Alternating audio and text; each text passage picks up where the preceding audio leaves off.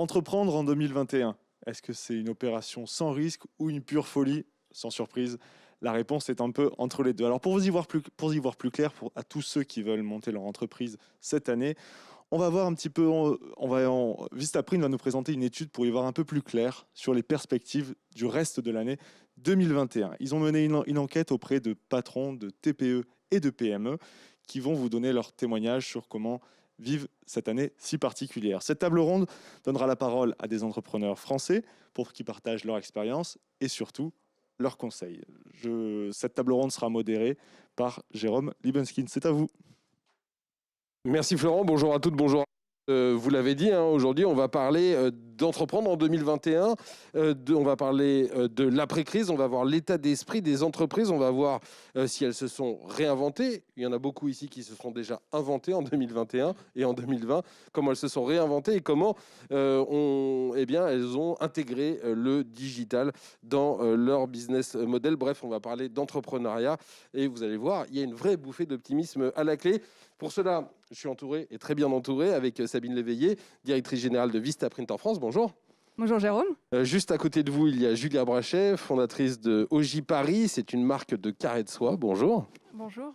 Nous sommes également avec Lucie Babel et Jenny Dufraise. Vous êtes les deux fondatrices de Studio JL, un studio de graphisme qui privilégie une approche éco-responsable pour des projets éthiques. Bonjour à toutes les deux. Bonjour. Merci. Et puis Valéran Moulet-Berthaud et Édouard Boulet de Teddy's Records, un studio d'enregistrement parisien. Bonjour à tous les deux. Bonjour Jérôme. Et merci à tous d'être là. Sabine Léveillé, on va commencer ensemble.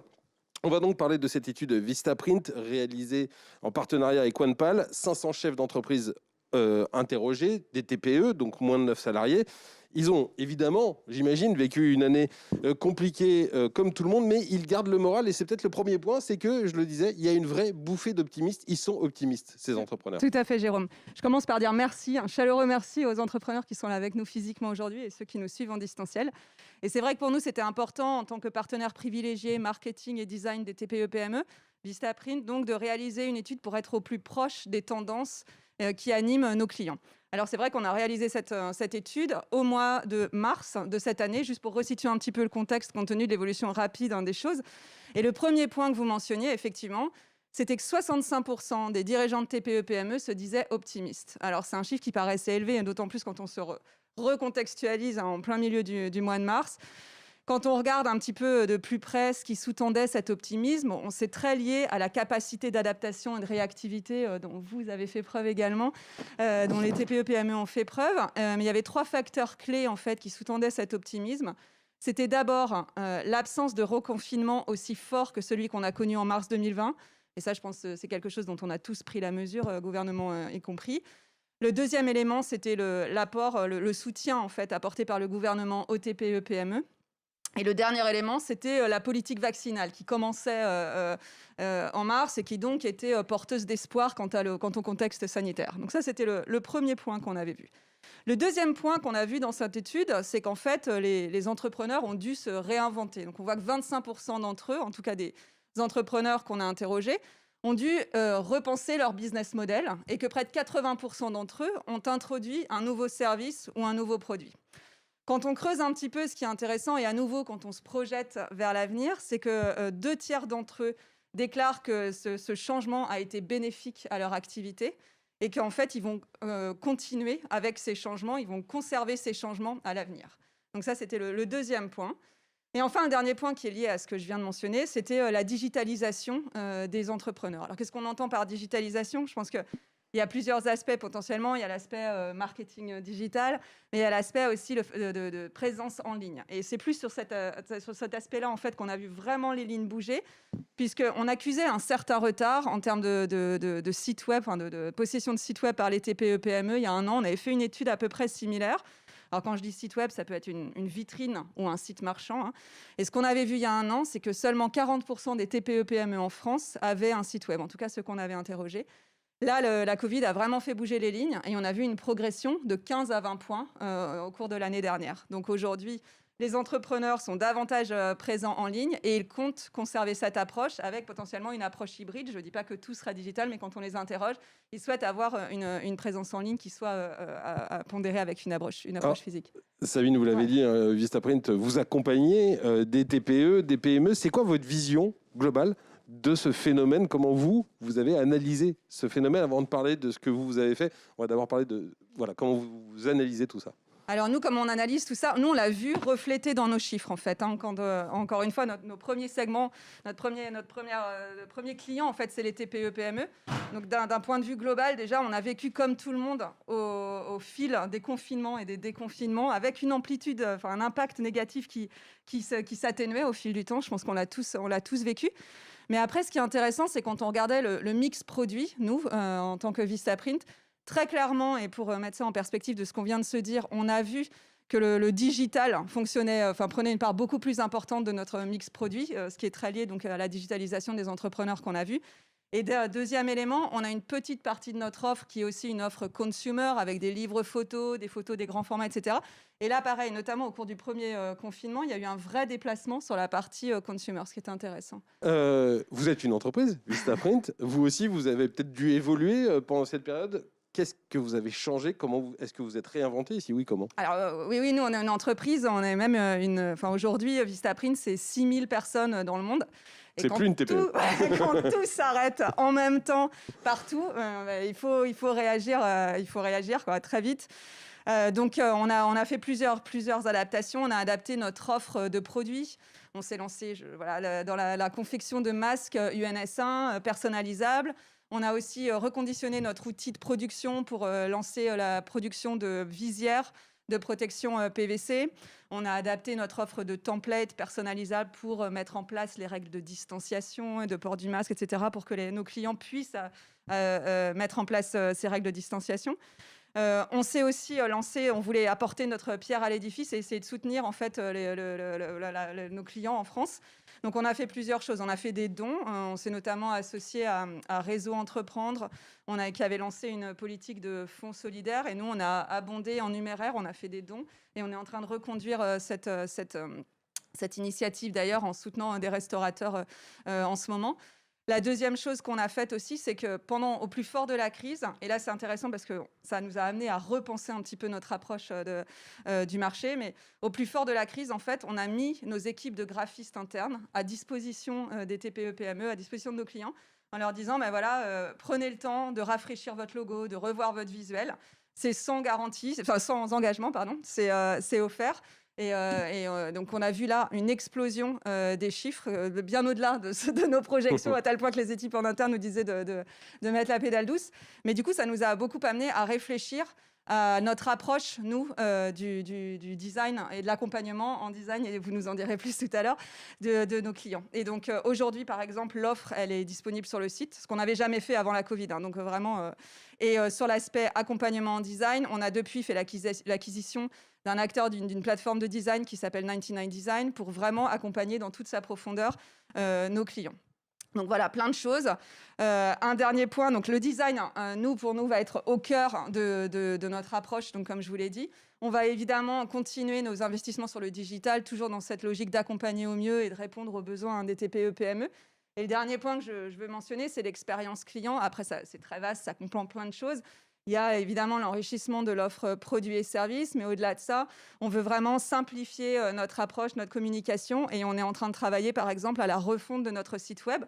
Ce sera transparent pour l'utilisateur, mais vraiment toujours dans cette optique d'avoir une expérience fluide et optimale pour nos clients. Voilà donc pour l'exemple d'une entreprise de 6000 salariés. On va passer maintenant, Sabine, à des entreprises qui sont beaucoup plus petites, plaisir. Qui se sont créées ou pas d'ailleurs pendant cette année de crise. On va commencer avec vous, Julia Brachet. Vous avez créé OJ Paris. Est-ce que vous pouvez nous dire d'abord en quelques mots ce que c'est qu'OJ Paris? Vous faites des carrés de soie, c'est ça? Alors exactement, Jérôme. Alors OJ Paris, c'est une marque de carrés de soie fabriquée en France, donc à Lyon, capitale de la soie en France. Et je dessine moi-même les motifs à la main des carrés de soie. D'accord. Vous l'avez créé pendant le premier confinement. Tout à fait. J'allais vous dire, qu'est-ce qui vous a pris? Il faut quand même avoir une sacrée dose d'audace pour se dire qu'on va lancer une marque de carrés de soie quand on est une jeune femme. Je ne sais pas quel âge vous avez, mais vous êtes toute jeune. Quand on est une jeune femme, lancer une marque de carrés de soie en plein confinement, qu'est-ce qui vous a pris? Et ben justement, en plein confinement, on nous impose des congés et pendant ces congés, je me suis dit qu'il fallait que je mette ce temps à Vous profit. faisiez quoi avant? Je fais toujours, je suis chargée de communication D'accord, en entreprise et d'accord. donc Vous avez 2 jobs. voilà, OK. je me suis dit que j'avais un peu plus de temps pour, réfléchir à ce projet-là que j'avais déjà en tête depuis un bon moment et j'ai eu le temps de me poser et de réfléchir à ce que je voulais vraiment faire et donc commencer à travailler un logo, une charte graphique, une ligne éditoriale, une plateforme de marque et donc créer Oji. Heu, Quand on veut vendre des carrés de soie, est-ce qu'on part de l'idée, quand on fait du retail, on pense d'abord à des boutiques ou pas du tout? Vous êtes partis en plein confinement sur une démarche qui était totalement digitale, d'abord? Alors, oui, j'ai pas eu vraiment le choix, on va dire. C'est vrai que c'était un peu audacieux, de ce point de vue-là. J'ai pas pu faire de soirée de lancement, par exemple. J'ai pas pu non plus, faire un pop-up store, ce qui m'aurait permis, qui aurait permis aux clients potentiels de pouvoir toucher et vraiment découvrir le produit. Donc on a fait du 100 digital et qui dit 100 digital dit, il faut s'adapter donc à tout ça et mettre des choses en place, pour que ça fonctionne. Alors vous avez misé sur les réseaux sociaux assez vite, je crois. Quelle a été la démarche? Comment vous avez fait pour vous faire connaître sur les réseaux sociaux? Parce que c'est difficile de créer une audience en partant de rien, from scratch, sur les réseaux sociaux. Oui, c'est vrai que c'est très compliqué, surtout quand on est, auto-entrepreneur, comme moi et qu'on n'a pas les moyens d'une grande boîte. Donc j'ai eu la chance de pouvoir, rencontrer, Léna, en fait, Léna Situation qui a lancé un appel à candidature, pour aider, des marques, qui souffraient du covid, Alors, des on va juste préciser pour tous les gens qui sont très vieux comme moi oui, que Lina Situation, c'est une influenceuse. tout à C'est fait. une des plus grandes youtubeuses françaises, c'est ça? Je, Oui, et Instagrammeuse, enfin voilà, oui, c'est une vraie, c'est une influenceuse et que donc c'est un vrai personnage public sur les réseaux sociaux. Voilà, c'était oui, juste tout pour à faire la fait. précision parce que tout le monde ne connaît peut-être pas Lena Situation. Eh ben, il faut qu'ils la connaissent. Et donc, Et Lena donc, Situation, Léna a lancé cet appel à candidature et je me suis dit, bon, bah, j'envoie un petit message, qui ne tente rien n'a rien. Et puis, elle m'a répondu 1 mois plus tard, il me semble, pour me dire que Oji lui plaisait, qu'elle avait envie de m'aider et qu'elle comprenait les problématiques liées à l'entrepreneuriat.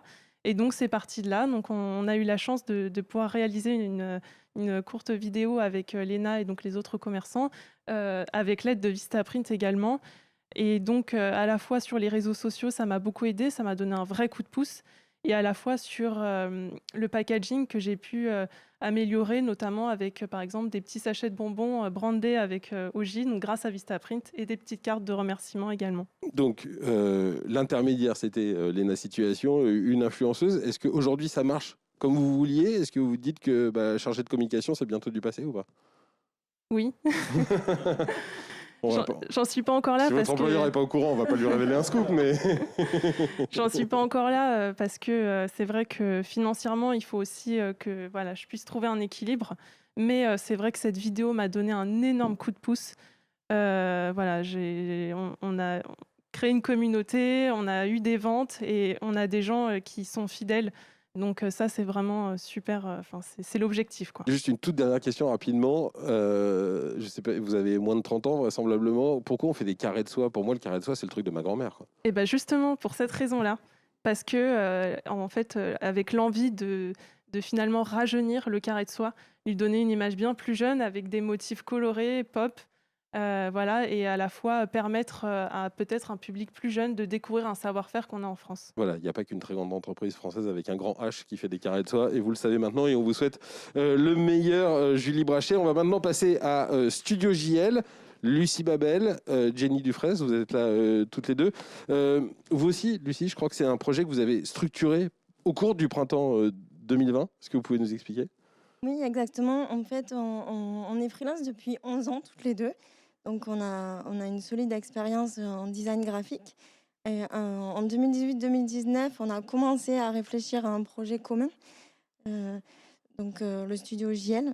Et c'est vrai que c'est grâce à cette crise sanitaire, ça nous a permis en fait de concevoir le projet studio JL, de prendre le temps de réfléchir au concept. un projet commun qui correspond à nos valeurs communes. Ça vous a permis en fait de faire une pause, c'est-à-dire qu'avant vous aviez envie de le faire, mais vous n'aviez pas le temps de le faire, et le fait que tout s'arrête d'un coup, ça On vous a n'avait permis pas de le vous temps de poser. le faire à fond, oui. On n'avait pas le temps de le faire à fond. Et là, du coup, ça a été un peu une opportunité de pouvoir consacrer plus de temps que d'habitude à notre concept, à notre charte graphique, à nos supports print et web.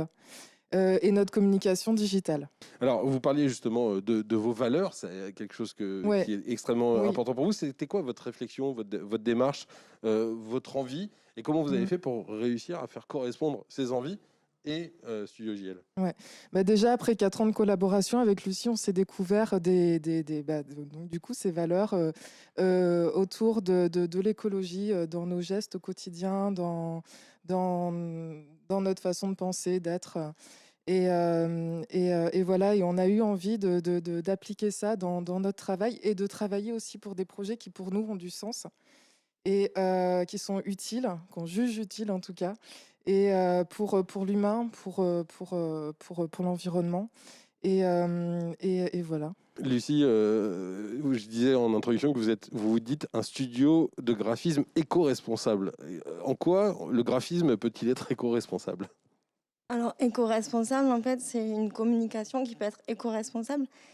Il y a plusieurs choses à prendre en compte. Nous, on privilégie une communication éco-responsable pour des projets éthiques ou qui sont liés à l'écologie, parce que, en fait, ça donne du sens à leur projet de base. Ça renforce leur engagement. Et d'aller jusqu'au bout de la démarche, c'est cohérent. Et du coup, il y a plein de possibilités en gestion de communication, c'est-à-dire avoir des messages clairs, en fait, utiles, efficaces, aller à l'essentiel, des images aussi qui sont sympas et très claires, très claires. Et ensuite, on peut utiliser des circuits courts au niveau des partenariats, par exemple pour tout ce qui est imprimerie, labellisé. Ça peut être aussi des aplats d'encre de couleur qui sont à limiter pour la charge d'encre au niveau de l'impression. Papier écolabellisé, Papier recyclé, écolabellisé. naturel. Ça peut être des fontes, des éco-fontes en fait, qui permettent de réduire la charge d'encre également. Il y a plein de choses possibles pour réduire son impact environnemental. Vous nous disiez que vous choisissiez les projets pour lesquels vous travaillez. Quand on lance une entreprise, parfois on ne choisit pas ses clients. Est-ce que vous, c'est une vraie démarche de choisir des projets ou de faire venir à vous des projets qui correspondent à la démarche que vous avez entreprise en créant Studio JL? Là, du coup, on est plus dans une approche. On a démarché, en fait. Tout simplement, on a développé, on a pris le temps de ça aussi, de démarcher ces sociétés-là. Ça, vous êtes allé les voir en disant vous nous correspondez, on a envie de travailler avec vous. Oui, notre démarchage s'adresse directement à eux. Il est vraiment ciblé. Jusqu'ici, on a eu la chance de travailler beaucoup par le bouche à oreille. Et depuis 11 ans, donc. Et voilà, là, ça nous a demandé un temps. Lucie? En fait, la crise aussi a fait que nous sommes mis à la digitalisation. En fait, nous avons pris le temps de mieux être sur les réseaux sociaux, de voir comment ça fonctionne, un peu plus que ce qu'on le faisait auparavant.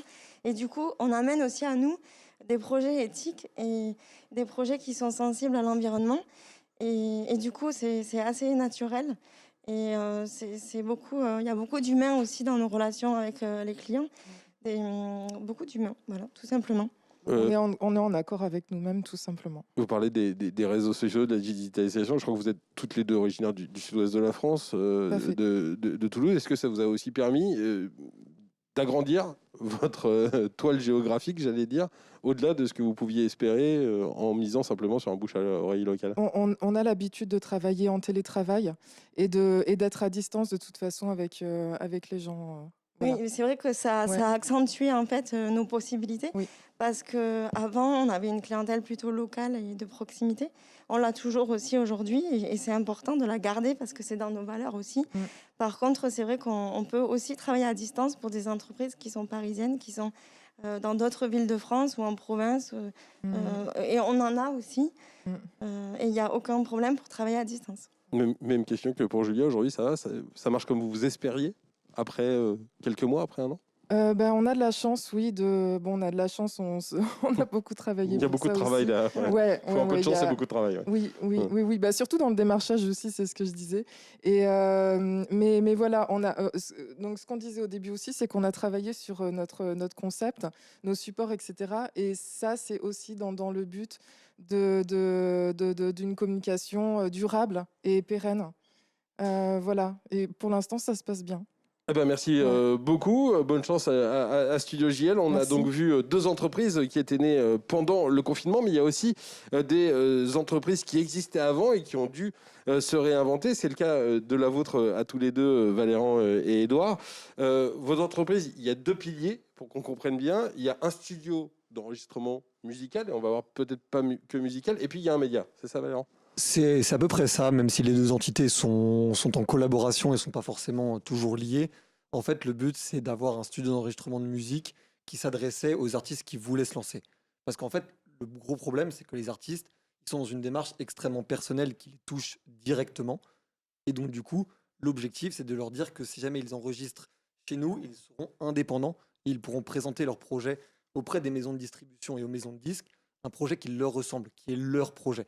Là où s'ils vont voir directement des maisons de disques, les maisons de disques vont utiliser leur talent, leur voix, leur qualité musicale, mais pour des calendriers commerciaux qui sont directement prévus avant même que les boîtes aient rencontré les artistes en fait. On a l'impression aujourd'hui qu'on peut bricoler, moi je suis pas musicien, mais que n'importe qui peut bricoler n'importe quel morceau de musique dans sa chambre avec un ordinateur et quelques instruments de musique. Ce que vous dites, vous, aux artistes, c'est venez chez nous, on va faire un produit professionnel que vous pourrez directement aller vendre, entre guillemets, aux maisons de disques, c'est ça? Exactement. L'idée, c'est d'être un tremplin pour les jeunes artistes, comme il y en a plein en France, qui cherchent surtout des gens pour les accompagner. Il y en a qui cherchent des studios, mais je pense qu'à la fin, si on veut travailler sur le long terme, on va chercher vraiment une équipe, d'une chaleur humaine avec laquelle on veut travailler sur la durée. Et pour beaucoup, oui, alors peut-être qu'à première vue, aujourd'hui, c'est un truc qui paraît très, très accessible en fait, de se lancer dans la musique. Avec un ordinateur portable et avec un logiciel qu'on comprend à peu près, on peut à peu près bidouiller, mais en fait, ça reste que de la bidouiller. Ouais. Et je pense qu'on ne peut pas en faire un travail sur la durée ou pouvoir envisager une réussite là-dedans si on est là pour bidouiller. Du coup, nous, notre idée, c'est voilà, d'être un tremplin pour les jeunes qui se lancent, qui n'ont pas forcément des milliers et des cents à mettre dans les studios d'enregistrement, qui sont en moyenne entre 1000 et 2000 euros la journée. Pour vous faire une idée, nous, on est à 30 euros de l'heure. Donc, en gros, on fait... Voilà, on a la grille des tarifs, c'est bien, Voilà. des bons commerciaux. On c'est fait super. des projets d'EP à peu près 1500. Donc voilà, l'idée, c'est de les accompagner sur le temps et d'ensuite les rediriger vers les maisons de disques qui sont compétentes pour les gérer et qui notamment gèrent la partie distribution beaucoup mieux que nous. TIS Records, ça existe depuis combien de temps? On existe depuis 2 ans et demi maintenant. Et en fait, tout ce qu'on a fait pendant la crise, en fait, c'est de réussir à permettre une transition digitale, en fait. Parce que le studio... Ouais, c'est la question que j'allais vous poser, parce qu'un Voilà. studio d'enregistrement, alors que personne ne peut sortir de chez soi, l'activité, elle est à zéro. Exactement. Quelle a été votre réaction? Comment vous êtes réinventé, comme on voyait tout à l'heure avec Sabine? Alors, l'activité n'est pas totalement à zéro parce que les projets qui étaient en cours pouvaient avancer, notamment quand on avait déjà les pistes vocales ou les pistes d'instruments pour pouvoir produire les sons. Mais en fait, ce dont on s'est rendu compte, en fait, c'est qu'il y a énormément déjà dans l'industrie musicale, avant même justement qu'on se retrouve dans la période du Covid, beaucoup de sons étaient déjà produits à distance, notamment entre grands artistes qui, eux, pour le coup, parfois ne peuvent pas se voir parce qu'ils sont parfois même pas sur le même continent, en fait. Et donc, du coup, nous, on a pris cette approche pour aussi se développer au-delà d'artistes parisiens ou de banlieues parisiennes qui étaient l'essentiel de notre clientèle. En fait, on s'est rendu compte qu'on pouvait travailler avec des artistes toulousains, mais aussi avec des artistes marseillais, de Nantes, de Lyon. On en a même 2 qui sont à Lille. Et en fait, ce fonctionnement-là nous a permis de leur dire que vous équipez d'un micro. Vous avez aussi du coup un temps illimité pour enregistrer vos voix telles que vous les voulez vraiment. Et nous, après, on s'occupe d'absolument tout le reste dont vous n'êtes pas expert. Et nous, ça nous permet en fait de travailler à distance et de se déployer sur tout le territoire national, ce qui était totalement impossible avant cette période où on s'en était pas vraiment rendu compte qu'on pouvait le faire. On a dû notamment apprendre à donner des mini-cours de création, d'enregistrement et de traitement de signal aux artistes avec lesquels on travaillait.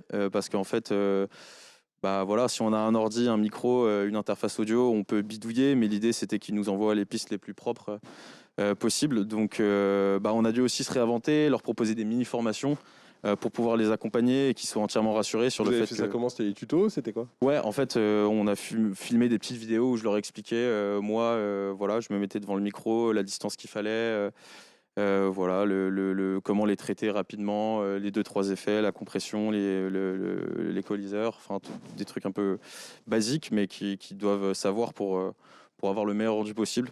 On voit donc des nouveaux procédés, une nouvelle façon de travailler, même Exactement. si elle n'était pas totalement nouvelle. Est-ce que vous avez eu des surprises, des bonnes et des mauvaises surprises? Oui, on a eu des bonnes surprises, notamment en fait, sur cet aspect-là, parce qu'on s'est rendu compte aussi que c'était une manière différente de travailler, qui n'est pas forcément celle qu'on privilégierait de toute façon, mais ça permettait aussi de donner à l'artiste beaucoup plus de temps pour enregistrer en fait ses musiques. Parce qu'évidemment, comme on est un studio tarifé, il y a toutes ces questions en fait de timing. C'est la question que j'allais vous poser, parce que là, vous n'êtes plus à 30 € de l'heure. Exactement, mais en fait, justement, si les artistes enregistrent chez eux, nous, on leur fait un coaching qui, du coup, évidemment, tarifé dans le cadre de nos offres. Mais après, les sessions d'enregistrement, du coup, peuvent durer des heures, voire des journées pour les artistes. Parce que, du coup, là, pour le coup, ils n'ont pas besoin de nous au moment où ils enregistrent. Ils ont besoin de nous avant, après, entre différentes sessions. Et que c'est à ce moment-là où nous, en fait, on s'est rendu compte qu'il y avait évidemment une partie de notre modèle qu'on pouvait réinventer par rapport à ça, pour justement, en fait, se couvrir beaucoup plus d'artistes. Parce que s'il n'y avait plus aussi le temps d'enregistrement, ça nous permettait, nous, de travailler sur plus de projets. Et qu'en fait, le fait de travailler sur plus de projets, au-delà du fait qu'on est tarifé faible, on est aussi tarifé faible parce que chaque artiste qui, avec nous, travaille sur la durée, au moment où cet artiste-là décolle et commence à faire des concerts, discuter avec les majors, nous, on est aussi dans le sillon de l'artiste parce qu'il est très à l'aise avec nous, et il a envie de continuer de travailler avec nous. Voilà. Et donc, en fait, il nous emmène aussi sur ces différentes maisons de distribution de disques. Et du coup, nous, on s'accompagne avec des Universal, Sony, Believe et compagnie, quoi. Vous êtes des producteurs. Exactement. Okay. Voilà. On parle beaucoup de musique, d'enregistrement, etc., etc. Est-ce que vous vous êtes aussi posé la question d'aller vers autre chose? Parce qu'un studio d'enregistrement, ça ne sert pas qu'à enregistrer de la musique. On peut enregistrer des voix, on peut enregistrer des pubs, on peut enregistrer du doublage. Est-ce que vous vous êtes posé la question de vous diversifier? Alors, diversifier la clientèle. On a collaboré sur beaucoup de projets au Nikon Festival de cette année, qui est un festival de court-métrage, voilà, pour ceux qui veulent se lancer dans le cinéma. Donc là, ça se fait en distanciel, la musique de film, Voilà. notamment. Ouais. Typiquement, ça, c'était pas problématique. Et donc voilà, ça nous a permis de nous diversifier un peu sur ce qu'on pouvait proposer. C'est une autre approche totalement différente de la création musicale, la musique de film. C'est un autre jargon. Voilà, il faut réussir à comprendre assez vite ce qu'on nous demande. Je pense qu'il faut avoir, pour ce qu'on fait nous, il faut avoir une sorte de traducteur constant de ce que les gens veulent nous dire, et pour essayer de comprendre ce qu'ils veulent, parce qu'évidemment il y a beaucoup de termes techniques qu'ils n'ont pas, et du coup il faut essayer de faire une forme de traduction de tout ce qu'ils peuvent nous dire. Exactement, et en fait cette traduction elle est évidemment beaucoup plus facile en présentiel, mais ça permet également en fait de pouvoir aussi travailler à distance sur les projets de films. Et donc du coup le Nikon Festival, il y a beaucoup de productions parisiennes, mais il y a aussi beaucoup de productions qui ne sont pas à Paris. Ouais. Et là, du coup, on a pu travailler, notamment avec des personnes de Strasbourg, avec des personnes de Nancy, sur justement leur projet de Nikon Festival. Et donc, du coup, nous, on a pu travailler sur leur musique de film, que ce soit en visio, soit avec des notes vocales, soit avec différents procédés du genre. Et ça permettait en fait d'avoir une communication certes moins bonne qu'en présentiel, mais de fait, vu la période, c'était même un gain de business assez dingue. Et aujourd'hui, c'est une activité que vous allez garder? Évidemment. Bien sûr. Évidemment, on adore la musique de film. Mais ça tourne toujours autour de la musique quand même. Oui, exactement, parce que c'est vraiment ça qu'on veut mettre au centre de notre studio. C'est aussi parfois important quand on est entrepreneur de ne pas perdre de vue ce que l'on est, l'objectif premier. Et ce qu'on a envie de faire. Il nous reste 15 minutes dans cette table ronde pour le Salon Go Entrepreneur. J'avais envie de vous demander, là, il y a certainement des gens qui nous regardent, qui viennent de lancer leur boîte, qui ont envie de lancer leur boîte. Vous l'avez presque tous fait dans des conditions, j'allais dire, on ne pouvait pas trouver pires conditions pour le faire. Quel conseil il y avait du temps aussi. Quel conseil vous avez? Ouais, il y avait du temps, mais en même temps, je pense que vos parents, ils n'étaient pas très rassurés. Quel conseil vous pourriez leur donner, Julia, à tous ceux qui nous regardent? En parlant des parents pas très rassurés, ce serait d'écouter les conseils, mais les bons conseils. Voilà, de surtout se lancer si on a envie de se lancer, mais avant toute chose, d'être accompagné, de poser des questions, d'aller se rapprocher des personnes qui vont pouvoir vraiment nous aider, répondre à nos questions et pas forcément nous donner des conseils qui peuvent nous freiner dans le mauvais sens. Et vous êtes allé voir, vous avez eu comme ça des mentors, des gens de qui vous êtes rapprochés? J'en ai discuté autour de moi. J'ai la chance d'avoir des parents très sympas avec lesquels je peux beaucoup échanger. On les salue parce qu'ils regardent Voilà. Donc, c'est vrai que ça m'a aidé aussi à prendre du recul, d'avoir un avis peut-être très critique, mais un avis qui m'a aidé aussi à construire. Ouais, Donc ça, tout à c'est fait. le premier conseil, c'est savoir écouter. Voilà, savoir Et écouter, bien s'entourer. et pas forcément non plus tout prendre au premier degré. Voilà. Et ensuite, Et le deuxième conseil, c'est il faut se lancer parce que dans tous les cas, c'est une expérience. Et même si ça ne fonctionne pas, du moins pas comme on l'espère, on apprend des choses et ce sont des choses qui sont toujours valorisables sur un CV, par exemple. Donc, on n'est pas inemployable par la suite. Voilà, faut pas avoir peur de ça. très sérieusement, vous avez pensé à l'échec quand vous avez lancé votre boîte? Bah oui, enfin, peut-être pas au début, parce qu'au début, on est vraiment dans la créativité, donc on est à fond, on a l'impression que, je sais pas, on va devenir quelqu'un d'important. Enfin, on se fait un peu des films. Et après, c'est vrai que quand on est dans la réalité du projet, on peut avoir des doutes. On peut avoir des doutes et donc penser à l'échec aussi. Voilà. Valéran, un conseil? Moi, j'en aurais deux. Le premier, c'est d'essayer de se lancer le plus tôt possible. C'est-à-dire qu'à partir du moment où on a une idée qui nous tient à cœur et qu'on a envie de lancer le projet, je pense qu'il faut s'y mettre le plus tôt possible parce que du coup, ça nous donnera en fait tout le temps qu'on gagne à se lancer tôt. En fait, c'est du temps qui nous permet de faire des erreurs et du coup d'avancer en fait encore mieux parce que c'est semé d'erreurs et c'est semé d'embûches et c'est le principe même de l'entrepreneuriat. Mais en soi, beaucoup de jobs ne dérogent pas à cette règle. Et donc, du coup, ça permet de gagner un temps précieux que de le faire dès qu'on a cette volonté forte de le faire, et donc, du coup, après, d'avoir ce temps pour pouvoir se développer, apprendre de ses erreurs, développer de nouveaux marchés et comprendre quel genre d'activité on peut développer par la suite. Le deuxième conseil, qui est selon moi encore plus important, c'est de se lancer sur le long terme et de se lancer pour se lancer dans le long terme. Parce que c'est très difficile d'aller concurrencer des acteurs déjà en place dans les mêmes industries si jamais on donne 1 an ou 1 an et demi pour réussir justement à conquérir, qu'elle soit petite ou une grosse part de marché. En revanche, sur 3 ans, sur 4 ans, sur 5 ans, il y a beaucoup de choses qui peuvent être faites, beaucoup de grandes choses qui peuvent être faites. Et moi, je suis convaincu que c'est ça la vraie leçon la plus importante, c'est se lancer sur le long terme, permet d'avoir... Mais ça veut dire quoi derrière se lancer sur le long terme? Ça veut dire avoir un business plan qui tienne la route à long terme, avoir les financements qui tiennent la route à long terme? Viser son développement sur le long terme, avoir en fait toujours comme guide et comme cap en fait le long terme. Ne pas se dire où est-ce qu'il faut que je sois dans 6 mois ou dans 1 an. Ça, c'est des choses concrètes, opérationnelles. Les choses stratégiques, elles doivent être pensées sur 3 ans, 4 ans, 5 ans, parce que quand on rentre dans une industrie, il y a énormément de portes qui vont s'ouvrir et d'autres qu'on pensait totalement ouvertes qui vont se fermer. Et que si jamais on est là sur 6 mois, on peut se tromper sur 6 mois. En revanche, sur 4-5 ans, on peut avoir des intuitions qui deviennent justes au bout de la 3e ou de la 4e année. Et si on a abandonné à la 2e, on n'en sera jamais arrivé à ce stade-là en fait. Mais c'est compliqué, il faut avoir le temps de se poser. Être entrepreneur, c'est d'abord gérer l'opérationnel et puis ensuite, vous faites comment pour vous poser et vous dire quel est le cap à 4 ans? C'est le truc que vous posez en premier sur la feuille? Oui, moi c'est ce que je poserais en premier sur la feuille. Où est-ce que je veux être dans 4-5 ans? Et après, la question c'est comment j'arrive à arriver à ce stade, à être toujours vivant à ce stade, probablement rémunéré, très bien rémunéré, avoir grossi, peut-être avoir pris du personnel, du staff, tout ce qui va avec. Parce qu'en fait, fondamentalement, sur le long terme, on peut faire. En fait, je pense qu'on surestime ce qu'on est capable de faire à court terme et qu'on sous-estime ce qu'on est capable de faire à long terme. Je ne suis pas le premier à le dire, hein, d'autres entrepreneurs le disent aussi. Et que je pense notamment parce que les choses qui permettent d'être réellement un acteur important ou très prisé dans un milieu, il faut une crédibilité. Et les autres partenaires, ils jugeront la crédibilité sur le temps. Parce qu'eux-mêmes ont peur de passer par différents acteurs. Et que si jamais sur le temps on a développé des choses de qualité, ça rassurera et les clients et les fournisseurs et tous les acteurs avec lesquels on travaillera. Donc on voit qu'il faut avoir de l'humilité, c'est-à-dire pas avoir peur de se tromper et savoir se confronter à ses échecs, c'est difficile avec le masque, et en même temps avoir de l'ambition. Jenny Dufresne, les conseils que vous donneriez à tous ceux qui ont envie de se lancer? Déjà, j'ai trouvé cela excellent par rapport à le fait d'être bien entouré de gens bienveillants. Vraiment, c'est essentiel, des gens qui nous soutiennent. Quand on est entrepreneur, c'est assez difficile, il y a des échecs aussi. Et donc, ne pas avoir peur de l'échec et apprendre de ces échecs. Rebondir, etc. Et ensuite, comme on est dans la communication, dans le design, forcément, nous, on a envie de conseiller de travailler sur le design. C'est vraiment quelque chose qui est souvent passé au second plan, qui est voire optionnel. L'image est vraiment négligée. Or, l'image, c'est vraiment quelque chose qu'on voit en premier. Et voilà, et ça envoie des messages, ça raconte le projet. Et Est-ce que vous diriez que ça s'est accéléré avec la digitalisation, justement, la nécessité d'avoir une image qui corresponde à son projet mais d'entreprise et qui correspond à complètement, l'identité de surtout l'entreprise. que on publie sans arrêt des images. Et il faut avoir des images qui correspondent à une charte. Donc les formes, les couleurs, etc. Et être cohérent entre son message et son image. Voilà.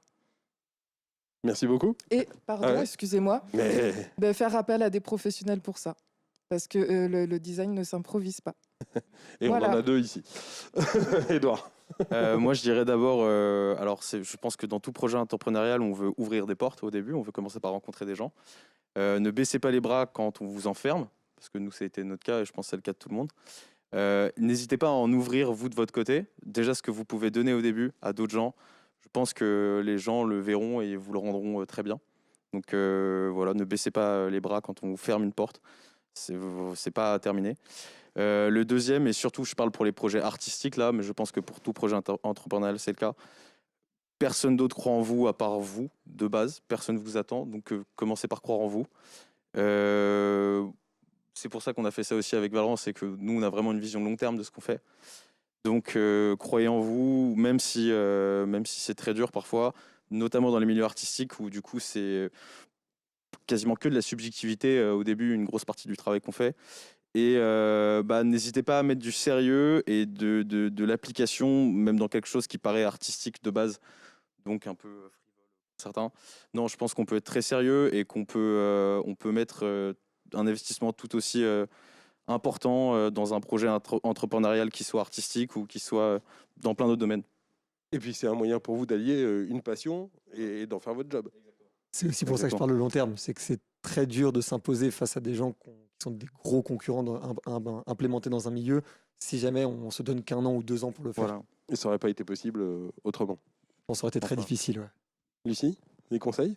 Pour rebondir sur le long terme, nous aussi, on travaille depuis 11 ans en freelance, donc on n'a jamais vécu cette crise inédite. Et je pense qu'il est primordial de s'adapter aujourd'hui. Et c'est ce qu'on a fait nous aussi. On a vraiment pris du temps, on a pris le recul nécessaire pour se recentrer sur nos valeurs profondes. Et on a vu sur du long terme également, on a été aidé par notre coach business à Toulouse qui nous a vraiment permis de structurer notre offre. Et c'est vraiment beaucoup de temps et d'investissement de chacune d'entre nous. Mais c'est pour du long terme, c'est pour s'adapter face au contexte, à ce mouvement de société aussi qui change. Et je dirais aussi comme conseil en fait, de prendre en compte les enjeux environnementaux et les mouvements de société en fait, avec les solidarités qui se mettent en place. Je pense qu'il faut vraiment le prendre en compte dans ces produits et services. C'est primordial aujourd'hui et ça renforce les engagements, la crédibilité, la confiance aussi des consommateurs, des Tout à utilisateurs. fait. Vous parlez d'un coach qui vous a aidé. Il y a peut-être plein de gens qui nous regardent et qui ont aussi besoin d'un coach. Comment on fait pour trouver un coach en business? Comment vous l'avez trouvé? Comment vous l'avez Dans rencontré? notre relationnel. C'est notre relationnel, on peut la recommander. Il était dans votre réseau déjà? Dans Vous notre la connaissiez réseau, déjà? on la connaissait très bien. Ouais. On la connaît très bien, elle nous aide beaucoup, elle nous soutient, elle nous regarde, elle nous écoute, elle nous accompagne. Et en fait, c'était vraiment essentiel de travailler sur l'offre, de vraiment structurer ça. Il faut s'adapter à ce contexte. Voilà. Sabine, qu'est-ce que ça vous inspire, tout ça, Alors, tous justement, ces j'allais dire, projets, ces 3 projets qui sont très différents, mais en même temps qui ont tous une énergie ultra positive, avec des jeunes gens qui sont ambitieux, Passionnés. sérieux, passionnés. Téméraire, Je pense que c'est le mot, ouais. j'ajouterais aussi. Ouais, téméraire. Téméraire. Non, mais j'allais dire justement que c'est extrêmement inspirant et tout ce que vous disiez là, finalement, ça s'applique à un entrepreneur qui se lance, mais ça s'applique aussi à une grande entreprise. Nous, aujourd'hui, on est un peu plus grand. Je vous le disais, on a 6000 employés. Mais je pense que quelle que soit la taille de l'entreprise, il faut rester sur le qui-vive et il faut maintenant être téméraire et savoir s'adapter, etc. Donc, c'était une belle leçon aujourd'hui. Merci beaucoup. Non, je suis impressionnée par votre témérité, votre capacité d'adaptation, la réactivité dont vous avez fait preuve dans ce contexte. Vous êtes lancé pendant le Covid, c'est vrai que ça paraît incroyable. Donc merci beaucoup. Moi j'étais très contente d'être là. Merci à avec vous. Merci à vous Merci. tous. Comme il nous Merci. reste encore un tout petit peu de temps, on parlait de témérité, ça peut être un mot. C'est quoi le mot de l'entrepreneur, le qualificatif, la qualité qu'il faut La avoir? ténacité. La ténacité. C'est vrai qu'il en faut beaucoup. Valérie. Je dirais la curiosité. Vraiment. Plus on recherche, plus on trouve des trucs. La passion. C'est bien. Moi, je dirais la projection. La projection. Ok. Moi, j'en ai 10, mais. L'humour. Je- Allez-y. On en prend 5. Allez, Cinq. on fait moitié prix. Je dirais la créativité. Il faut être créatif quand on est entrepreneur, peu importe le métier. Nous, on est créatifs dans notre métier, mais peu importe le métier, il faut être créatif. Créatif, persévérant, Tenace. novateur. En accord avec soi. Voilà. Et ben voilà. Avec tout ça, vous avez de quoi partir si vous avez envie de créer vos entreprises, si vous avez un projet d'entreprise, vous avez de quoi partir à la conquête de nouveaux marchés. En tout cas, ça vous prouve que c'est possible, même dans des périodes compliquées. Ça prouve qu'on peut le faire et qu'on peut être très heureux en le faisant, que c'est pas facile tous les jours, mais qu'en tout cas, on peut y trouver son bonheur et créer son job, voire même un jour, peut-être devenir une major de la musique, et c'est tout le mal qu'on vous souhaite, ou une marque de luxe, ou un grand studio de design. Merci beaucoup, Sabine Leveillé, Merci à Sabrine, vous. d'avoir organisé cette table ronde pour Go Entrepreneur. Merci à tous qui nous avez regardés. Merci à vous d'être venus Jérôme. ici aujourd'hui. Merci. Merci Sabine. Et on vous souhaite une Merci. très bonne fin de journée. En plus, profitez-en. Ce soir, on peut sortir jusqu'à 23h. Bonne journée. Allez.